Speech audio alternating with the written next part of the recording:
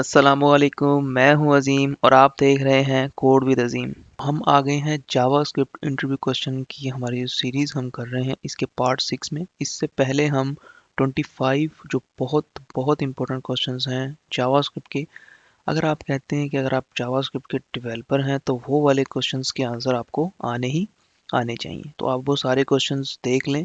अब हम नेक्स्ट हमारे जो अब हम जो हमारे नेक्स्ट 5 क्वेश्चन हैं उनको करने लगे हैं। ये भी बहुत इंपॉर्टेंट है और इंटरव्यू के लिहाज से क्वेश्चन पूछे जाते हैं।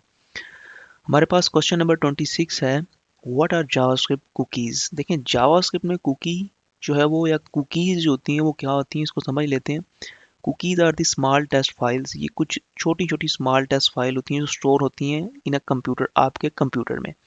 एंड इट गेट्स क्रिएटेड, और ये कब क्रिएट होती हैं, when the user visit these websites to store information that they needed। तो जब आप किसी वेबसाइट को विजिट करते हैं और उस वेबसाइट पर ये लिखा होता है कि आप कुकी को एक्सेप्ट कर लें, तो उसके बाद आपकी जो कुकीज़ होती हैं वो वहाँ पे क्या हो जाती हैं, स्टोर हो जाती हैं। एग्जाम्पल आपके पास क्या है, could be the user name detail, उसकी कुछ डिटेल हो सकती हैं। सपोज करते हैं आप किसी भी एक वेबसाइट पर, ऐसी वेबसाइट पर विजिट करते हैं जहाँ पर आप कुछ बाय करना चाह रहे हैं, तो आपकी ने क्या-क्या चीज़ें सर्च की हैं, उस सर्च के मुताबिक वो आपको नेक्स्ट टाइम जो है वो चीज़ें दिखाए। फॉर एग्ज़ाम्पल आप कंप्यूटर से रिलेटेड जो है वो चीज़ें उसमें सर्च कर रहे हैं, कभी आप हेडसेट सर्च कर रहे हैं, कभी आप हैंड फ्री सर्च कर रहे हैं, कभी आप लैपटॉप को सर्च कर रहे हैं। तो नेक्स्ट टाइम आपको वो जो है वो वैसी सर्चेस दिखाए, इस मकसद के लिए वो क्या कर लेती है, उन जो इन्फॉर्मेशंस हैं आपकी उनको स्टोर कर लेती है। अभी हम एक एग्ज़ाम्पल लेते हैं इसकी और चलते हैं। ये देखें, मैंने एक वेबसाइट जो है वो ओपन करके पहले ही रखी हुई है आपके लिए। तो ये वेबसाइट पर जब मैं आया हूँ, नीचे मैंने जब स्क्रॉल किया है, ये कोई भी वेबसाइट है, मुझे इसका नहीं पता ये वेबसाइट क्या करती है, लेकिन ये नीचे आपको क्या कह रही है, दिस साइट यूज़ कुकीज़। तो ये साइट क्या करेगी, कुकीज़ को यूज़ करेगी। और नीचे इसने कुछ लाइंस लिखी हुई हैं और उसके बाद यहाँ पे लिखा हुआ अलाउ ऑल कुकीज़। तो जब आप इस पर क्लिक कर देंगे तो आप जो है वो इस चीज़ को अलाउ कर देंगे कि आप जो है वो कुछ इन्फॉर्मेशन जो है वो एज अ कुकीज़ स्टोर हो जाएंगी आपकी, ठीक है। तो ये हमारे पास जो है वो जावास्क्रिप्ट में कुकीज़ होती हैं, इनको हम खुद बनाते हैं और इनको हम सेट भी करते हैं। तो ये हमारे पास जो है वो जावास्क्रिप्ट में कुकीज़ का कंसेप्ट होता है। उसके बाद हमारे पास क्वेश्चन नंबर 27 है, how to find operating system in the client machine using JavaScript. देखें, आपने क्लाइंट की मशीन में, क्लाइंट मीन आपका जो पीसी है या किसी भी एक शख्स का पीसी है उसको हम क्लाइंट मशीन कह रहे होते हैं। उसमें आप चाहते हैं कि आप ऑपरेटिंग सिस्टम चेक करें, तो आपने क्या करना है, आपने नेविगेटर डॉट ऐप वर्जन लिखना है। इसमें आपका जो है वो वर्जन की डिटेल होंगी। इसको भी चेक कर लेते हैं ये कैसे हैं।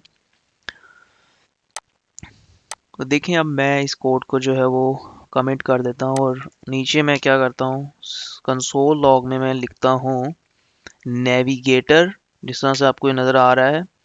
तो जो नेविगेटर है वो कैपिटल है वहाँ पे। इस नेविगेटर में आपके पास क्या होगा, ऐप वर्जन होगा। तो ऐप वर्जन इसमें नहीं है, बल्कि जो हमारे पास स्मॉल नेविगेटर है, नेविगेटर वहाँ पर दो थे, तो नेविगेटर एक नेविगेटर, ये देखें स्मॉल वाला नेविगेटर है, इसमें ऐप वर्जन है। जब आप ये लिखेंगे तो ये आपको बता रहा है 5.0 विंडोज़ 10 है, 64 जो है वो आपकी विंडो है और ज़रब 64, इस तरह से आपकी जो इन्फॉर्मेशन है ये इसने बता दी है। तो आप इस तरह से चेक कर सकते हैं विंडोज़ 10 है या कोई भी आप जो है वो आपका, या कोई भी जो आपका ऑपरेटिंग सिस्टम है आप वो भी यहाँ से सर्च आउट कर सकते हैं। उसके बाद हमारे पास क्वेश्चन नंबर 28 है, व्हाट इज़ ऑब्जेक्ट डिस्ट्रक्चरिंग। इससे पहले हमने एरे डिस्ट्रक्चरिंग की थी, तो हमारे पास ऑब्जेक्ट डिस्ट्रक्चरिंग भी ऑलमोस्ट वैसी ही होती है। इसको कोड की एग्जांपल समझते हैं ये कैसे है। तो इधर आ जाते हैं और हमारा जो पहले हमने कुछ कोड लिखा हुआ है उसको हम हाईलाइट कर लेते हैं। लेकिन ये एक पर्सन का ऑब्जेक्ट है जिसमें नेम, एज और स्टेटस उसके आ रहे हैं। नेम उसका ग्रेड है, एज उसकी 20 है और स्टेटस उसका ट्रू है। ट्रू आप कुछ भी समझ लें। अब उसके बाद आपके पास जो है वो हमने ये जिस तरह हमने एरे में किया था, अगर आपने एरे वाली वीडियो नहीं देखी है तो ऊपर आई का बटन आ रहा होगा, आपने उस पर क्लिक कर देना है, तो वो भी वीडियो आप देख लें।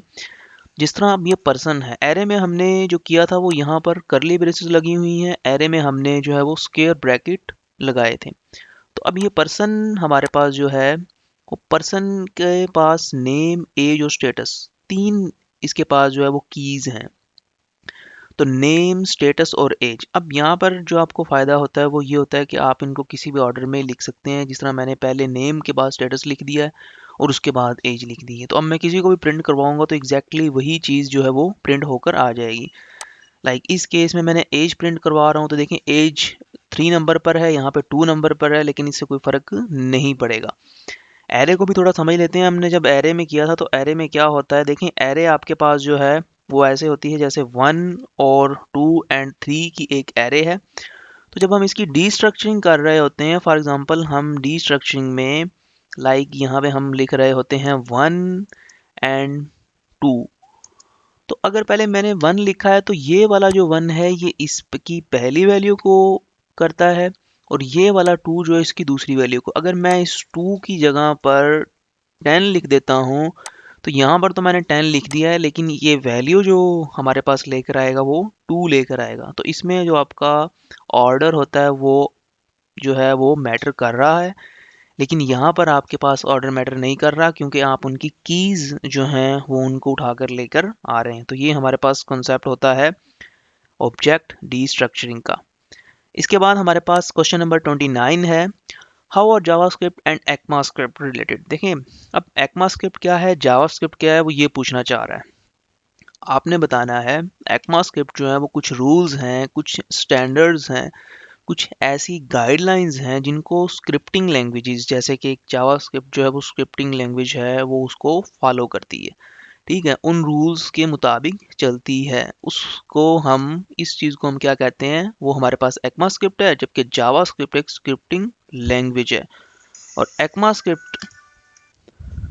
ECMAScript जो हमारे पास हैं वो कुछ रूल्स हैं, जबकि जावास्क्रिप्ट एक स्क्रिप्टिंग लैंग्वेज है। ठीक है, क्वेश्चन नंबर 30 है हमारे पास, what is recursion in programming language. ये बहुत इंपॉर्टेंट क्वेश्चन है। रिकर्जन क्या होता है?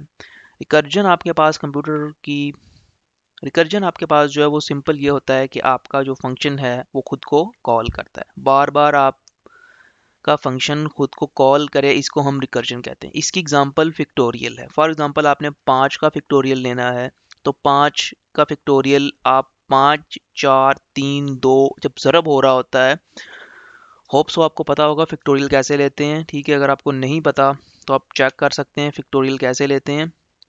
ये कुछ डेज में इसकी मैं वीडियो भी अपलोड कर दूंगा फिक्टोरियल कैसे लेते हैं। तो फिक्टोरियल में अगर आपने इस तरह से कंडीशन चलाई हुई है कि 5 ज़रब 4 ज़रब 3 ज़रब 2 हो रहा है, तो ये आपके पास क्या है, बार बार आपका फंक्शन कॉल हो रहा होता है। इसी तरीके से अगर आप इसको दूसरे सेंस में, अगर आपने इसको लूप चलाई है, आपने ये किया है कि 1 ज़रब 2 ज़रब 3 ज़रब, मीन्स दैट 1 2 से मल्टीप्लाई हो, फिर 2 3 से मल्टीप्लाई हो, फिर 3 जो है वो 4 से मल्टीप्लाई हो, और फिर इस तरह से। तो जिस तरह से भी आपने इसकी लूप चलाई हुई है वो हमारे पास जो है वो इसका आंसर होता है। इसकी कुछ और एग्जांपल्स भी हैं, जिस तरह BST है, बाइनरी सर्च ट्री है, या आप DFS डेप्थ फर्स्ट सर्च करते हैं, या आप BFS करते हैं, birth in first in search करते हैं।